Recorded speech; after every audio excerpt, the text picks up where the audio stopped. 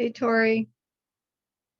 Hi, I just thought I'd drop in. Drop in to say hi. Yeah. I'm just waiting for everybody to come. Oops. A virtual leg. Break both virtual I'm, legs. I'm starting the webinar, everybody. So then I'm going to hit the button to go live. So give me a second here.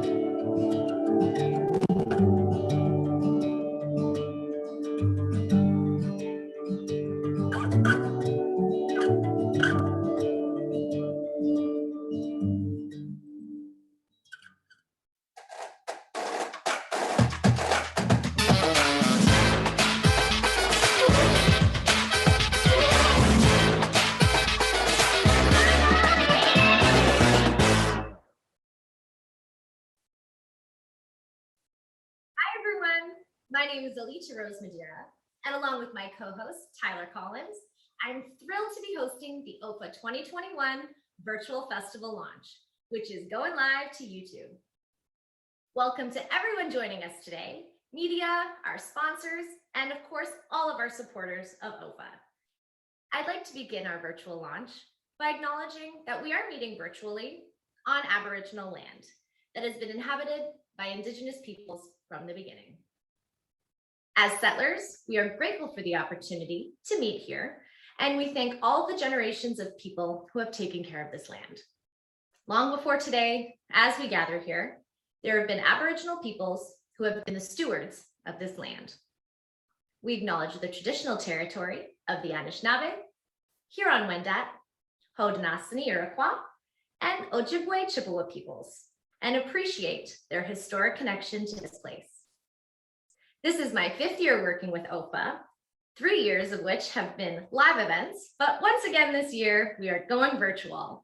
So you can watch all of our incredible films from the comfort of your own home. This year, we have set a record, 100 films over 7 days. It's the longest festivals yet, with the most short films ever. And the 2021 festival has a truly multicultural reach, with more countries represented than ever before.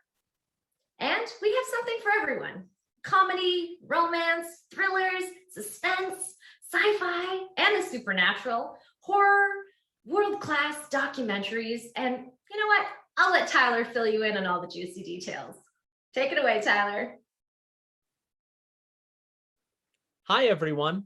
I'm Tyler Collins, arts reporter for Oakville News and oakvillenews.org, and I'm so pleased to be co-hosting the 2021 Oakville Film Festival with Alita. You might recognize me from hosting on the Sheridan and OFFA film screening series we had this past fall and winter. As Alita said, this year's festival is the biggest one ever. There are 18 feature films, including the feature documentaries, and 87 short films that have been submitted from all over the world, totaling more than 100 titles for this year's festival. The majority of them are also coming from across Canada. To watch them, some screenings will be available internationally this year, and most will be available nationwide across Canada. Most of the titles will be available for 7 days after the first air date and premiere time, giving you plenty of time to watch, especially if you're trying to see lots of titles. There will be Q&As live after most of the events, and 2021 is notably special because it's our most multicultural and global festival to date, with special international and Canadian programming on Sunday all day long for Multiculturalism Day. 10 different countries will be represented, a special day of programming dedicated to women's issues around the world. We also have short films that have been submitted from 20 different countries. It's going to be a truly multicultural event that celebrates diversity, as well as the culture and creative talent of filmmakers both across Canada and around the world. And remaining true to our spirit of community, OFFA opens this year's festival with our local short film festival, which celebrates the incredible talent in and around our community and coming out of Sheridan College. Short films from Oakville, Mississauga, Burlington, Hamilton, and Milton are represented here. 14 award-worthy short films are represented in a range of genres and styles, with a lively Q&A to follow with most of our filmmakers. This mini festival shows the incredible talent in our communities. Hi, I'm Wendy Hilty. I'm the director and co-writer of the feature film Marlene. Marlene is based on a true story about a remarkable woman, Marlene Truscott, who in my mind is a hero. She's a hero because she fought so hard for truth and justice, and because she believed in truth. And she didn't want her husband to go to his grave a convicted murderer and rapist. So she started to uncover the evidence that helped to exonerate him. Most Canadians will have heard of this story. It was famous in its time. Stephen was arrested at 14 and sentenced to be hung, and I think the whole country was shocked. The story is a large part of why we don't have capital punishment today. And I think everyone in Canada should be proud of this remarkable, ordinary housewife who just did remarkable things. Hello, Drinhozo. I'm Suzanne Crocker, and I'm speaking to you from the beautiful traditional territory of the Trondikwichin in Dawson City, Yukon, 300 kilometers from the Arctic Circle. I'm the director, cinematographer, and along with my family, the subject of First We Eat. Imagine taking every bit of grocery store food out of your house for a year.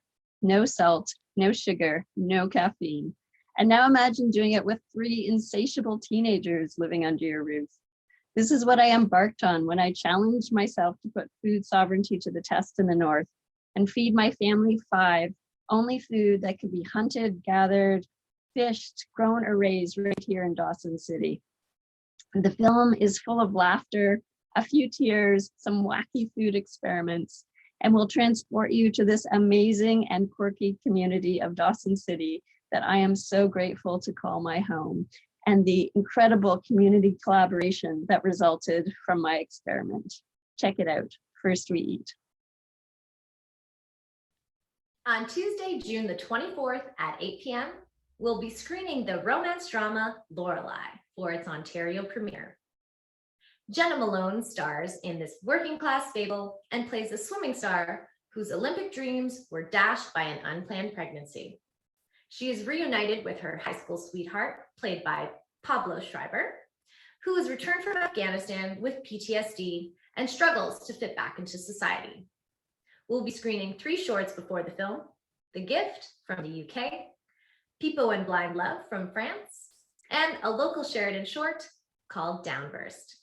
Following the feature film, we'll be sitting down with Lorelei's director, Sabrina Doyle, and Lorelei stars Jenna Malone and Pablo Schreiber for our Q&A. Starting off our Friday program, we have a documentary double bill, 2 different Canadian documentary features. The first is Coral Ghosts, and the second, Bread in the Bones. By purchasing a ticket for one, you will automatically receive access to watch both of these movies. Hi, it's Andrew Nisker here, the director of Coral Ghosts in Lockdown in Toronto.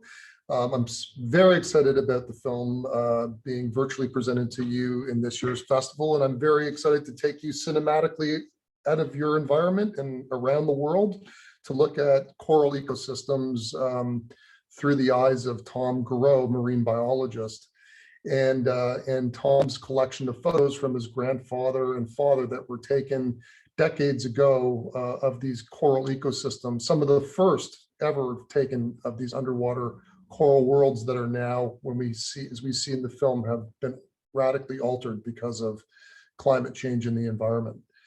In the film, we traveled a lot. We ended up in Jamaica, Great Barrier Reef, 2 locations in Indonesia, the Marshall Islands in the North Pacific Ocean, and even in the Canadian Arctic. So I hope you enjoy the film, and I look forward to speaking to you afterwards. Second is Bread in the Bones.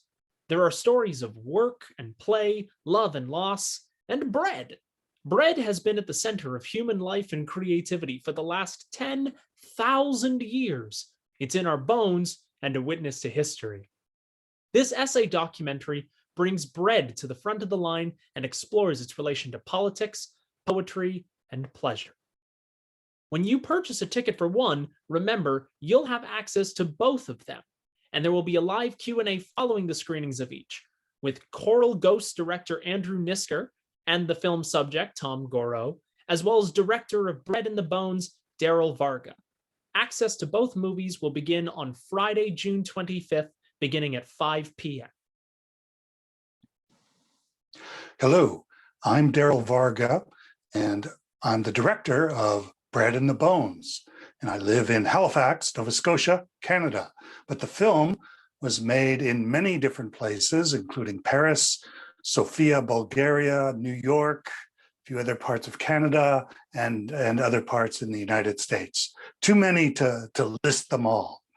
And it's a film that is about the way the idea of bread is integrated into many, many aspects of our lives, in storytelling, in art making, in our politics, and all the spaces in between.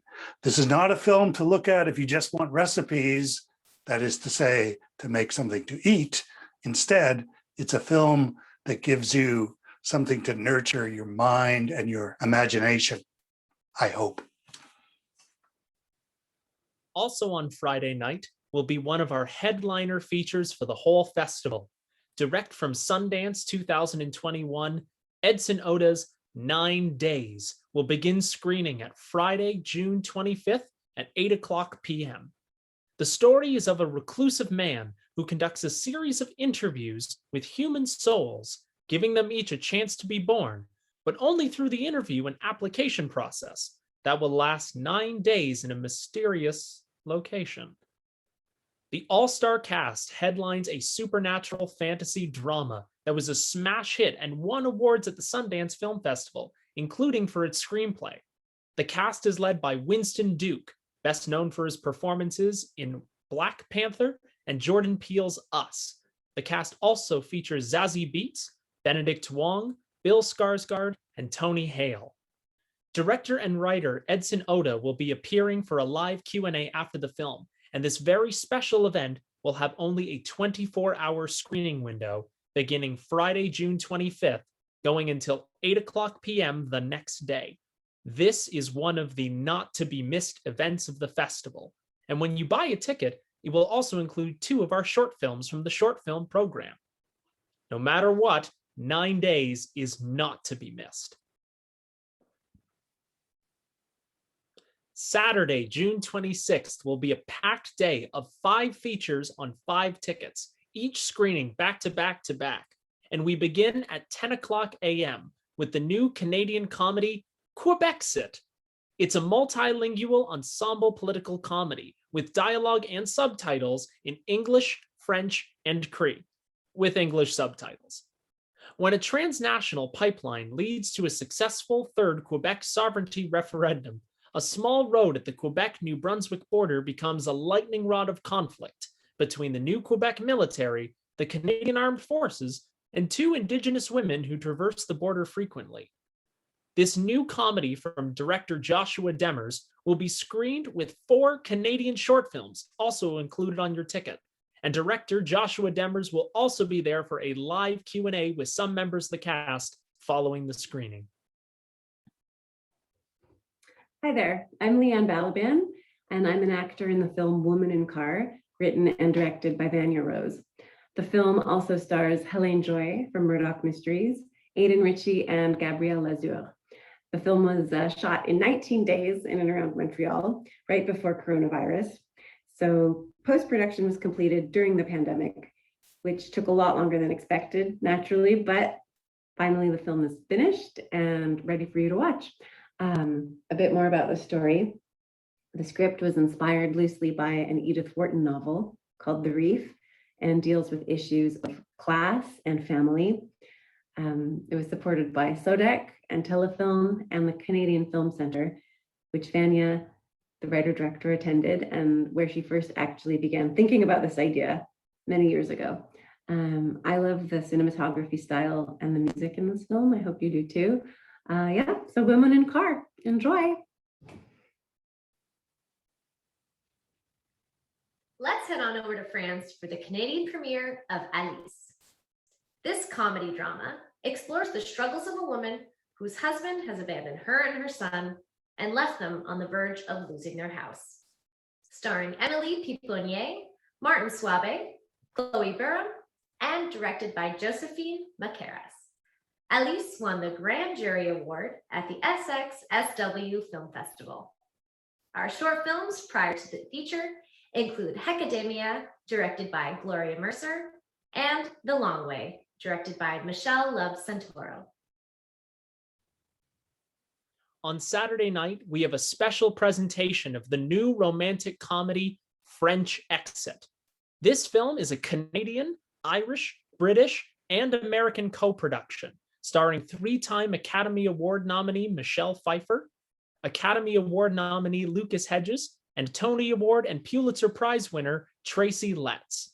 The film is about an aging Manhattan socialite, played by Pfeiffer, living on what's barely left of her inheritance when she decides to move to a small apartment in Paris with her son, played by Hedges, and her cat.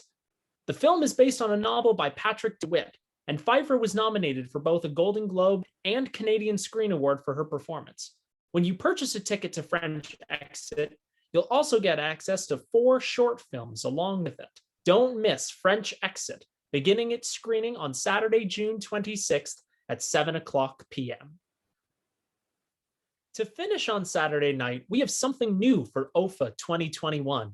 If you've ever heard of the Toronto International Film Festival's Midnight Madness program, you'll be a fan of this.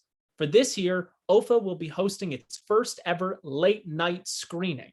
Beginning on Saturday, June 26th at 10:00 p.m., we'll be playing the new French horror thriller film, Meander.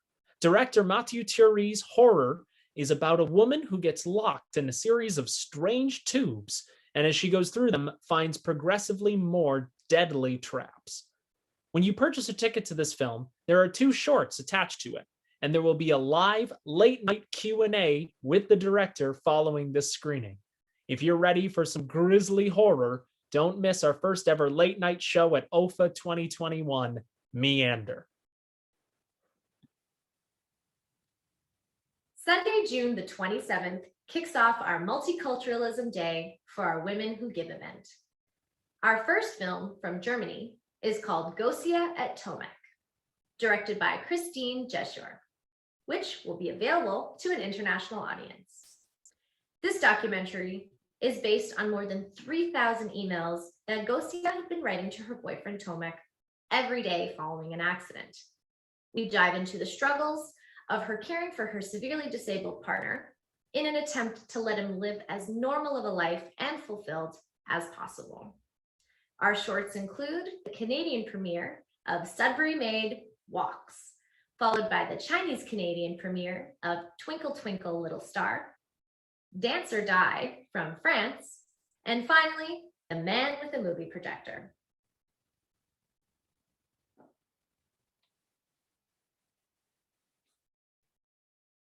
I'm Elizabeth De Costa, a documentary filmmaker based in Bangladesh. My first feature-length documentary, Bangla Surf Girls, has got world premiere in Hot Docs 2021, along with my producer, Lalita Krishna.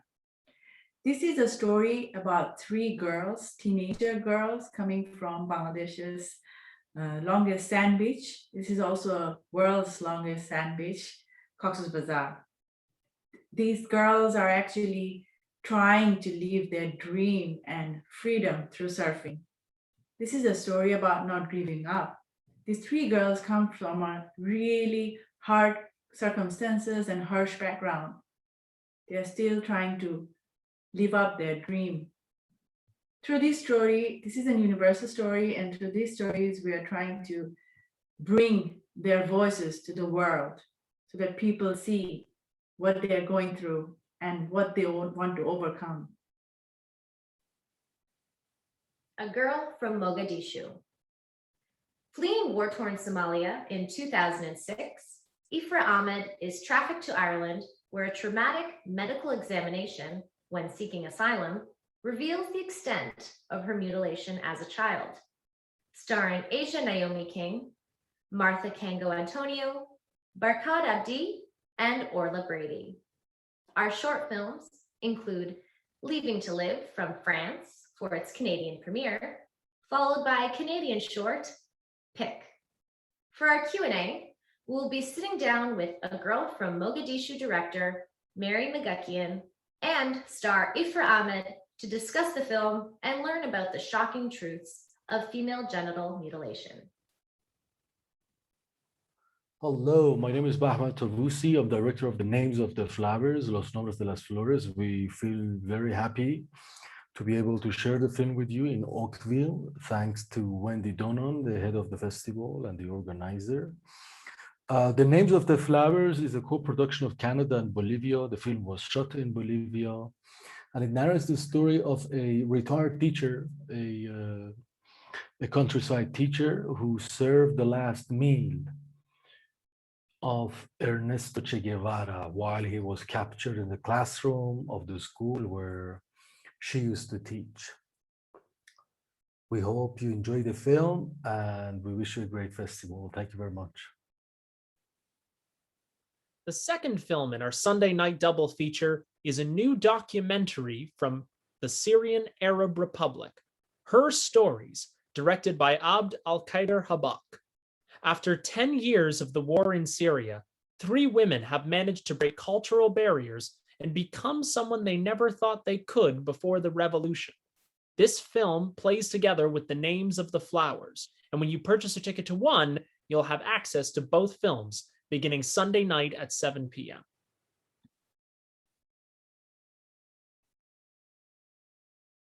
This year, OFFA received a record number of submissions for our festival. Many of the shorts submitted were produced by skeleton crews, adhering to the social distancing rules over the past year. These films explore the many challenges and changes to life during the global pandemic. On Monday, June 28th, we present a special shorts program called Shorts in Quarantine. All of these shorts deal with the impacts of the COVID-19 pandemic and its lockdowns, from a slice of life documentary shot from an apartment window to animation about the sacrifices of healthcare workers, to visions of a dystopian future world without the arts, to an unexpected romance. Shorts in Quarantine offers global perspectives on our shared pandemic experience, including shorts from the UK, Germany, Finland, United States, Hong Kong, Mexico, the Philippines, and of course, Canada. On Monday, June 28th at 8:00 p.m., we are presenting the new Canadian science fiction film, Between Waves.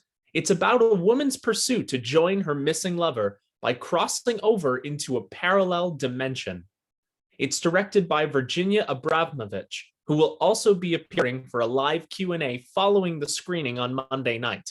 It stars Fiona Graham, Luke Robinson, and Sebastian Deary. Your ticket to Between Waves will also include 3 new Canadian short films.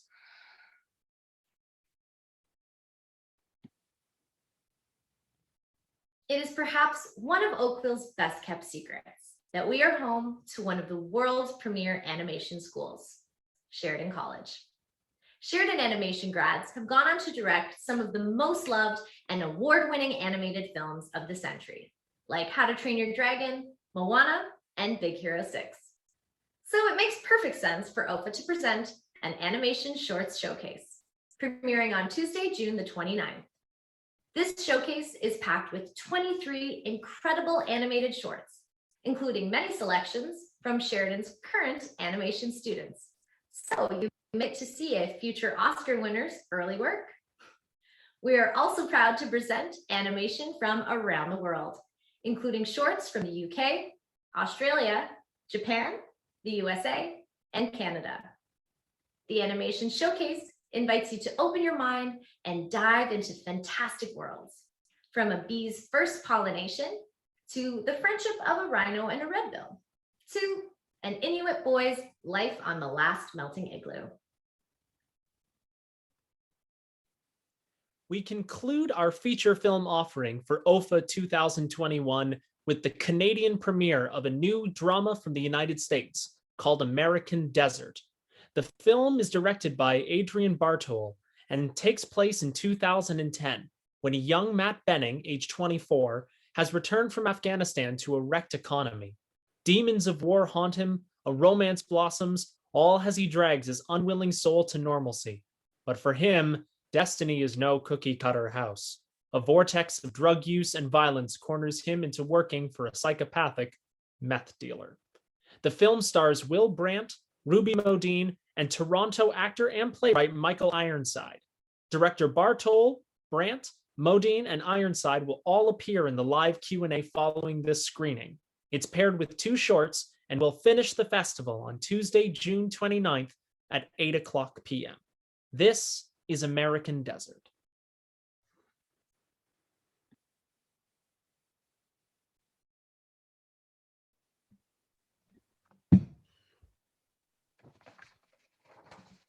Well, hi, Alita. It's good to see you. Hi, everyone. Nice to see you, Tyler.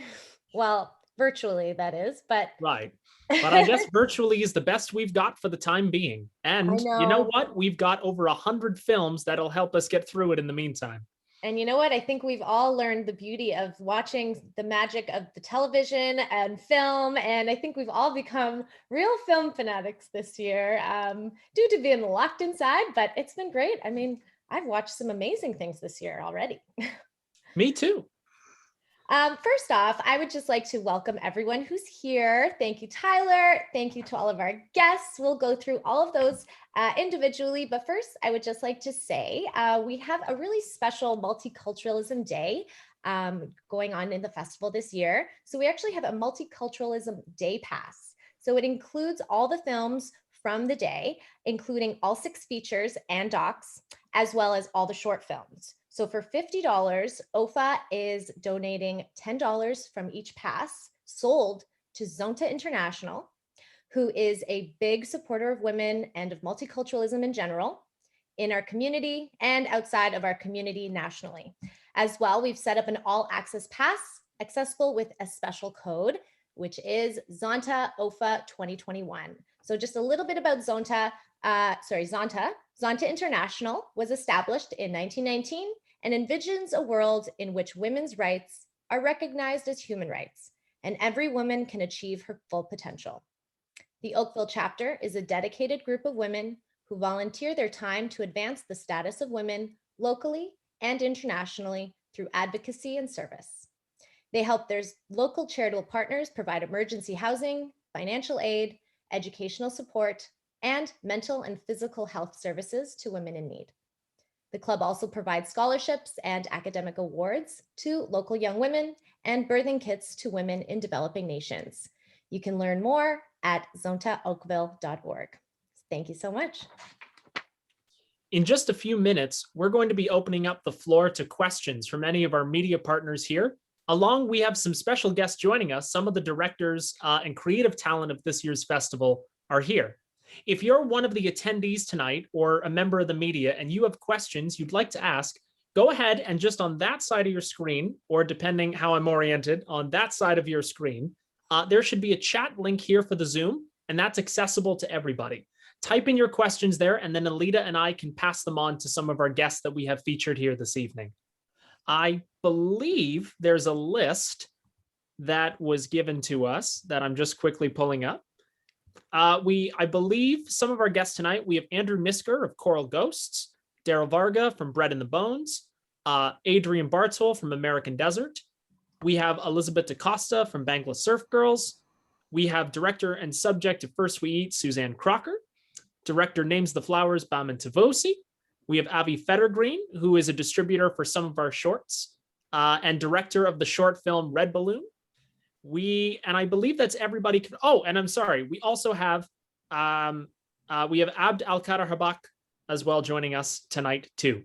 So we're really grateful to have so many great guests coming in this evening, and that we can have introduce your films to you as we get ready for the 8th International Oakville Film Festival from June 23rd to 29th.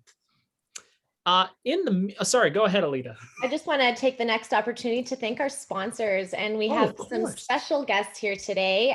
So we have Jillian McLaren from the Oakville Community Foundation, the IRP grant. Thank you. We have Tracy Capstick of Capstick McCollum, one of our sponsors.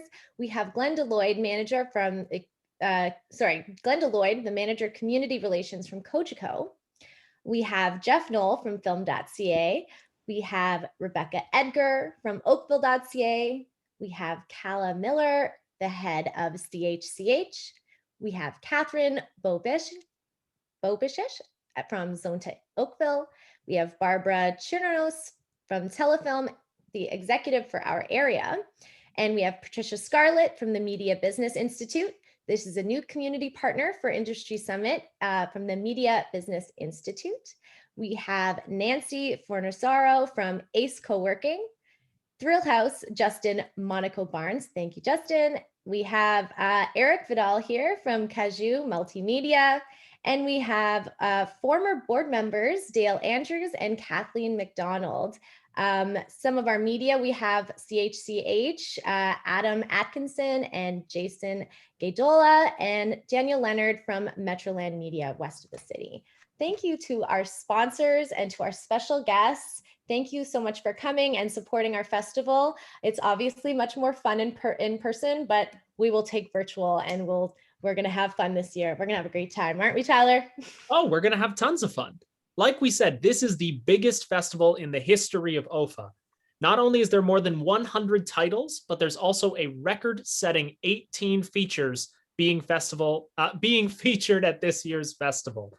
While we're waiting for some more questions to come in, I thought we could take a minute. I'm just going to quickly run down the schedule once more. So that way, if you're curious on what day, what events are taking place, you will know. So there's a grand total of 19 ticketed events, 14 are a single film in addition to 2 or 3 shorts. There are 2 double features of feature movies, also with 1 or 2 short films, and then 3 tickets that are for short film showcases of different kind. So on our opening Wednesday, June 23rd, there's the first showcase of shorts, the local short films, as well as Marlene. Thursday, June 24th is First We Eat and Lorelei. On June 25th, Friday, there's our first double feature of Coral Ghosts and Bread in the Bones, as well as 9 Days, which is a separate event. On Saturday, June 26th, we have a record-setting 5 movies in one day, a marathon. I don't know about you, Alita. I'm excited for the 5-movie marathon on Saturday. Marathons, yes. It'll be a lot of screening and wonderful time. For a 10 a.m., going all the way at 3-hour intervals to 10 o'clock at night. So on Saturday, June 26th, first is Quebexit, then Woman in Car, Alice, French Exit, and then Meander closes the night. On Sunday, June 27th is our Multiculturalism Day, which has Gosia at Tomek, Bangla Surf Girls, A Girl from Mogadishu, and then our other double feature, The Names of the Flowers and Her Stories.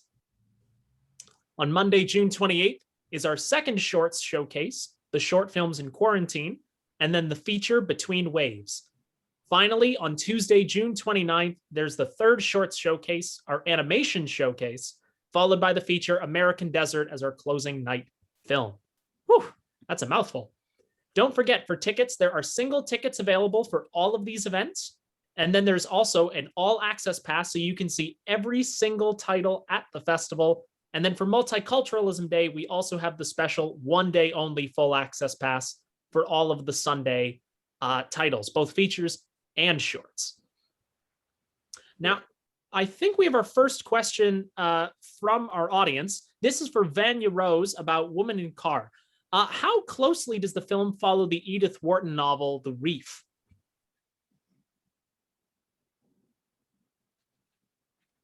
Sorry, I was muted. It's really loosely inspired. It's not, I can't say that it's a pure adaptation, which is why I don't talk about it that much. But the characters are similar. The names, I kept the whole atmosphere of the upper middle class kind of social structure is the same. But the story is really taken off. It started off as very close to the original, but I really took off on my own with different ideas and such. So yeah, I can't say it's an adaptation. I usually just say it's loosely inspired by, which is what it is. Excellent. Thank you so much for being here, Vanya. First, we'll just introduce you. We jumped right into the questions. Adapting a novel into a film is always a challenge. But yes, as you said, I think every director tries to take their own spin on it. I'm sure there was challenges along the way. Any challenges that you want to share that COVID related that you had with the film? Well, we basically were just finishing the sound, doing some final sound kind of pickups when COVID hit. So we basically got our last, we'd shot the film the year before, but we're waiting for post-funding. So finally, in March of last year, we were just finishing up that sound stuff, and we literally wore masks for the first time. At our last, we were like, do we wear a mask? What is this? And do we wash our hands? And so that was our last minutes of grabbing some sounds. And then basically we had to stop. We'd had to just shut down production, post-production. So we shut down for a few months. And then in May, June, we kind of snuck in. Post-production offices were actually kept open because of advertising. So those were one of the few legitimate spaces that were actually kept open, so we were allowed to kind of sneak in wearing masks. It was like a whole new world. So so we finished the film in the summer, but yeah, we had to stop for a few months, which was all these challenges have made us so resilient and have put us in situations that we've have to be innovative. And I think, these challenges have brought on good things as well. Not at the time, but I think we can look back and see how resilient we've become this whole year. So it's great to see film and how it's changing, and look at us adapting. I just want to remind all the audience, if you have questions, you're also welcome to share and put them in the chat, and then we can post them to all of our filmmakers who are here today. I think we've got some more questions here from Deborah. The Woman in Car film, knowing the movie is based on the book, The Reef. Oh, wait, we already did that one. Yes. Someone posted it again. I think Okay. it's just a duplicate. I think the new question is from American Desert. We're asking, this is for director. Director, do we know if the film was shot in Canada at all? Well, unfortunately, we shot actually most of it in the Mojave Desert in near Los Angeles. And we shot some parts of it in Mexico as well. I wish I could have shot some in Canada because it's one of my favorite countries on earth. But unfortunately, you guys don't have that much desert, so that was not a possibility. But yeah, if ever we do anything in studio, of course, Canada would be the #1 choice. Is this going to be the first time a Canadian audience is seeing American Desert? Yes, because it's going to be the first time is going to see American Desert.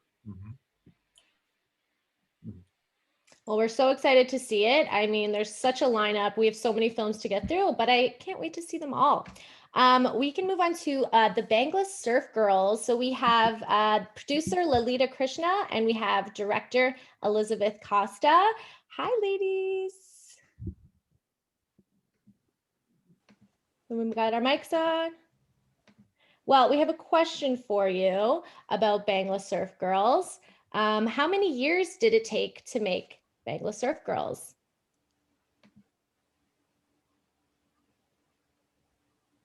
No. No. Okay. The kinks of virtual. That's okay. Oh, she's left. We're left. just getting word there was a technical mishap. Of course. Okay. We have Daryl Varga. I'd love to hear about you with the Bread in the Bones documentary about bread, and the interesting history behind art and politics. And I love what you said in the intro, how you wanted to nurture your mind. Tell us a little bit more about Bread in the Bones.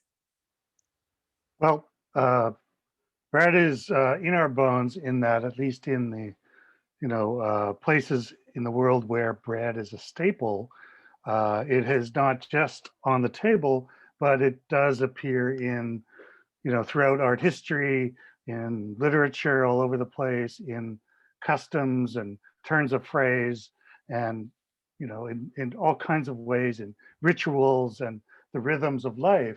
But what I wanted to do was make a film that could invite a way of thinking about big questions of the meaning of life, but to do so through an object that for a lot of people is just kind of invisible, that it's just there, but not really paid attention to. And yet, once you start looking for it, you see that it's everywhere. So that was really the idea. It's not a film of recipes and baking techniques, though there are many great bakers and bakeries in the film, but it's more bread as a vehicle for storytelling. And I think with COVID, so many people, there was a trend that everyone wanted to learn to bake bread during COVID, which is really funny. I didn't take that on, but I think I will definitely attempt it at some point. Well, I'm not really a zeitgeist guy, but I seem to have lucked out this time. I started baking bread myself a couple of years before I started making the film, which was way back in 2013. And it was not planned to be released in this sourdough crazy moment, but if one bit of good could come out of. It's a good time though. I want sourdough crazy moment to be how we all officially talk about 2021 going forward. That might A be a little better bit easier way. to swallow, yeah. Now, Bread in the Bones is one of our two double features. It's getting paired with Coral Ghosts, another one of our documentaries. We have director Andrew Nisker here with us. Can you talk us about, we have one of the audience questions for you. Talk about the revolutionary benediction for Coral Ghosts. What was the inspiration behind the story you filmed? Really, Tom Garreau, the subject of the film. He was an expert in my film before. That's where I met him when we were filming in the Bahamas. He had come to look at a coral reef and give us his opinion whether it was damaged by a golf course being built beside it, if the runoff from the coral reef and the chemicals were, so the runoff from the golf course were affecting the coral reef. And at that time, he told me the story of his family, three generations of, going back 3 generations of photographers who had been documenting really the ecosystem, some of the ecosystems around the world. And some of these photographs were taken in the 1940s, 50s, and 60s of underwater where photos had never been taken before. These are the first photographs of these worlds. And so that really excited me to actually see these photos, which were actually sitting in the attic of his home in Boston. He lives actually in Cambridge, right halfway between MIT and Harvard, in this little dusty room filled with yellow Kodak boxes, filled with the photo work of his father and grandfather from decades past of these unseen worlds. And I thought it'd be really great to tap into those boxes, find photos of places of significance and go back and revisit them and see how they changed. So that's really was the sort of motivation to making the film. And thankfully it all turned out all right.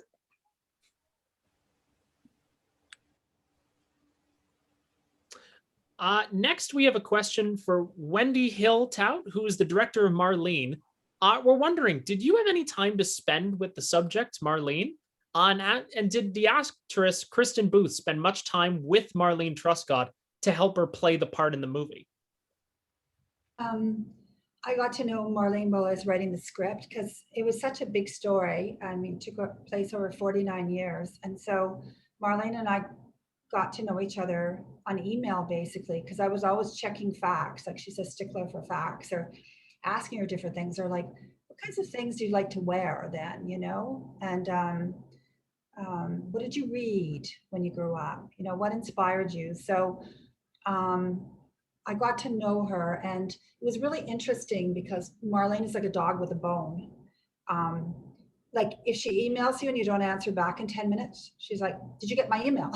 And so, I mean, she's just her character. She is who she is. So it was really great when we were writing because myself and my co-writer, Kathy Osler, really got to just get to know her as a character, I guess, who became a character,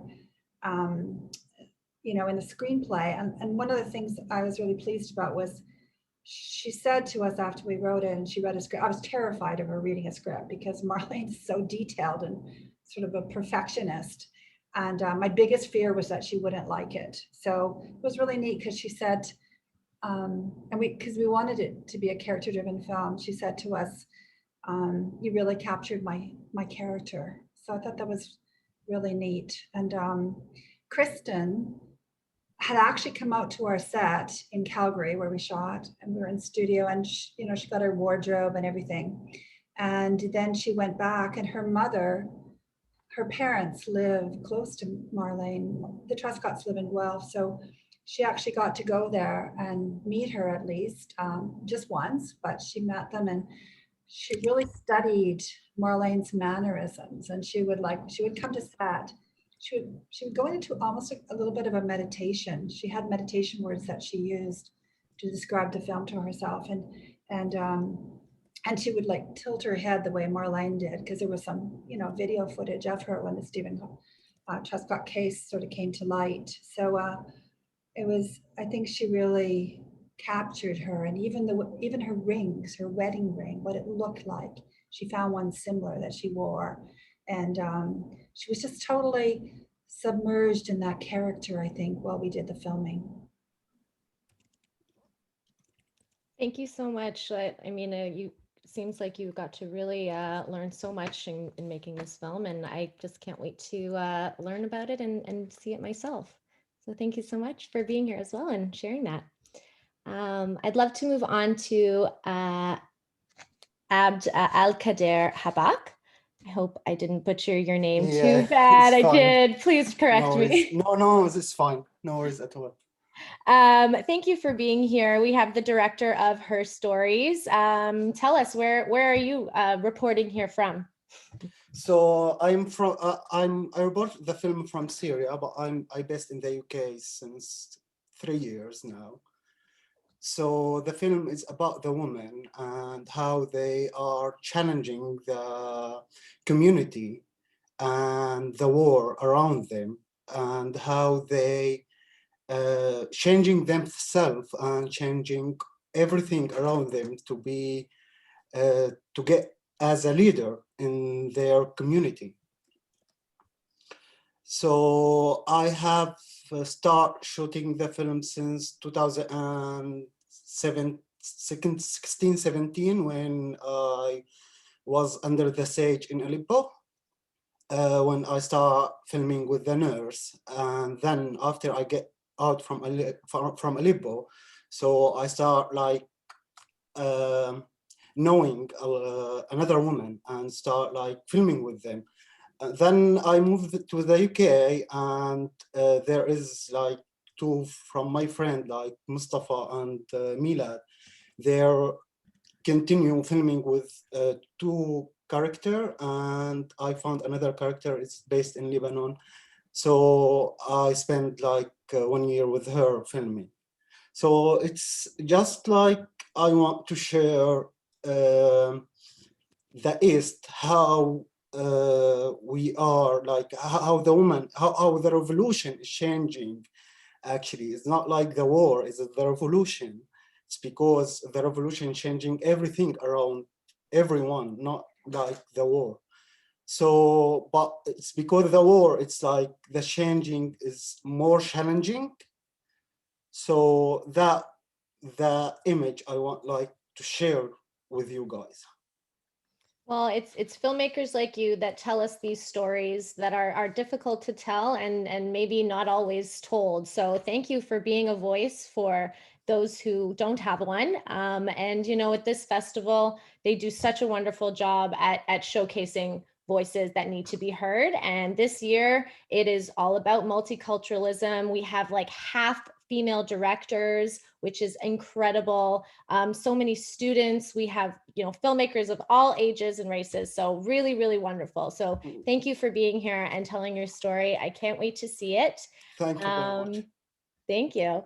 Moving now from the other side from Oakville, instead of going east, we're going west to the Yukon, and director Suzanne Crocker, who's here from First We Eat. Suzanne, this movie is about you and your family, right? Yes, it is.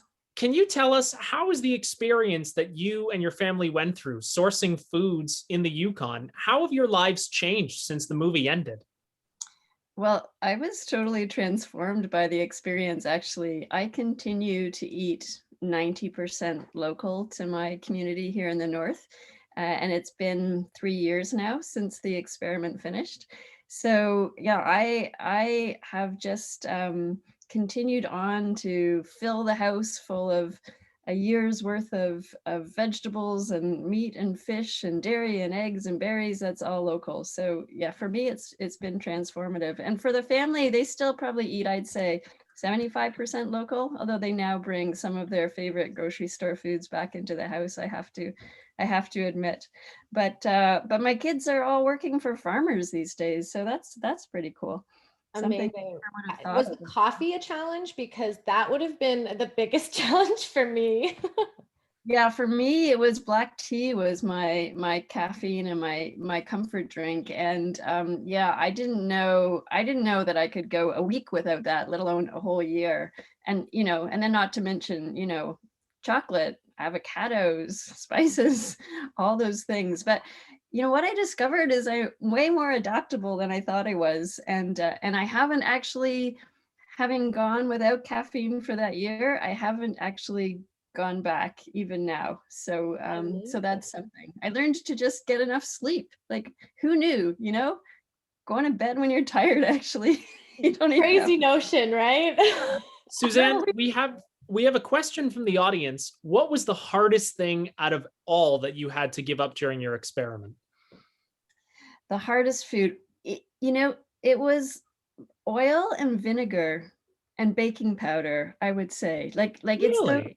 it's those things that we just think of as staples. And without them, it's like, oh, how do I make a salad dressing without oil and vinegar? Like, how do I leaven this locally grown rye flour with nothing but beaten egg whites? So yeah, I became incredibly creative in the kitchen. I was drying nasturtium seed pods for spices and using rhubarb juice instead of vinegar, and learning how to render pig fat and make ghee, and all these crazy things, which I continue to do because it's pretty cool. Luckily, you had Google. I feel like without Google, that would have been a much more difficult challenge to embark on. But I didn't actually use Google for that. It was For my the whole year. Yeah, it was my community that I got all these tips from. I mean, everybody was so into and curious about this experiment I'd crazily embarked on with my family. So they were keeping tabs, and all I had to do was put out a call, like, how does one make a salad dressing without oil and vinegar? And then somebody says, you just put berries and birch syrup and garlic in a blender, and guess what? It's just as good. So yeah, the community really, really came through, which also shows in the film. It became a community collaboration. And I think, in this time we're all living in of the pandemic, even though I didn't have any idea the pandemic was going to happen when I made this film, of course, but I think it gives us a new relevance, not only understanding the vulnerabilities of long supply chains, but also understanding in a time of crisis how important our communities are. That's what we turn to, and how much knowledge there is actually in our communities. So I hope the film celebrates that. Love that. Thank you so much. Can't wait to see it. We have time for, I think, one more question. Will Brandt, star of American Desert, love to chat with you. What was it like playing the role of Matt Benning? And maybe you can tell us a little bit about that experience. Of course. To be perfectly honest, I was extremely overwhelmed when Adrian came to me and we started talking about making this film. I actually grew up in the military, so which I felt gave me really no basis to embody this character, and really freaked me out that I wouldn't be able to do it justice. And instead of running away from the fear, I kind of went directly into it, and had the privilege of speaking with some people who have seen combat and were willing to open themselves up to me, and share vulnerable places inside themselves. And that was invaluable to playing this character and sort of trying to get some reality underneath my skin. I also did an immense amount of YouTube research and helmet cam footage to understand what an individual like this might actually go through. And a lot of reading of memoirs and watching Sebastian Junger's documentaries, particularly Korengal and Restrepo, because I was very concerned that I wouldn't do it justice and wouldn't ground it in some kind of reality. And so that was my main focus, is just research, and commitment to that process. So yeah, it was very challenging, to say the least. But I'm thankful to have had the opportunity and to have taken on the challenge. Well, we can't wait to see it. You're hyping it up. Sounds really great. But I think, that's the importance of these festivals where we get to understand, what goes on behind the actor and what goes on behind the filmmaker and why they're telling the story and why they're bringing it to life. And we have so many stories to hear and to see, and I cannot wait. So thank you everyone for being here. Thank you for telling your stories. Thank you to our sponsors who keep our festival going. Thank you to everyone who came tonight and our viewers. We've got to thank you. You guys are who watch us and keep us here. So thanks everyone. You are who we do this for. Exactly. Judah and Wendy, would you like to say a little hello before we go? Hey, there's Judah. Hi. You're dressed for camera. You should have been on the whole time. Look at that blazer. It looks even better than mine. You should have seen me like 20 minutes ago, maybe. Oh, sure. That took an hour for sure. Oh, yes, it did.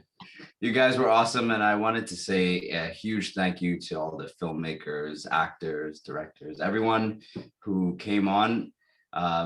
As a fellow filmmaker, I love to see the passion that you guys bring. I love to see the embodiment of the arts and really connecting with our community. It feels amazing from Wendy and I'm sure she'll speak to this, but it is a really, really great dream come true to have people speaking to our Oakville community and talking about some incredible films that we're really pleased to bring out to the Oakville community. And it inspires so many other young filmmakers too. So yeah. Correct. Speaking of young filmmakers, we are really excited to have 87 short films this year as well. We have more short films than we've ever had. We have more films in total than we've ever had. And although we have been forced to pivot to digital once again, due to the pandemic, I think it's just going to be a wonderful festival. And thank you to all the filmmakers who took time out of their evenings to come out and spend some time with us, to answer some questions, and to really looking forward to the festival. Meeting all of you virtually is wonderful, and tickets are on sale now, everybody, and we're excited. This is a great start to the festival, and really looking forward to seeing all of you over the next few weeks. And our industry day starts on Thursday night. So we have an industry summit this year as well. So if anybody's interested, it's free to everybody who wants to participate. We have some great industry events as well, and exciting festival coming up. So thank you, everybody. Thank you to all the filmmakers. Thank you to our sponsors, and have a wonderful night, everybody. Hey, Wendy, I have a challenge for all of our guest attendees. I know most of the people inside here that aren't panelists are going to be journalists and people like that. But if you're watching live from Facebook or YouTube, I challenge you, if you want to support arts in this community, share this with people, share this with your friends and your family, because without your support, we won't be able to continue. And we really appreciate the support from people inside and around this area. So please share it. I invite you to ask as many people as you can to come join us for the biggest festival yet, albeit virtual. But as you can see, we have some really talented and amazing films for you guys this year. You heard it first from Judah. Share this with anyone and everyone you know. Remember, most of the films are available across Canada and some titles internationally. Like Wendy said, tickets are available right now. Both single tickets and passes are available at www.offa.ca. We'll see you at the 2021 Oakville Film Festival, our 8th annual, from June 23rd to 29th, 2021. Bye, everyone. Bye, everyone. Thank you for coming.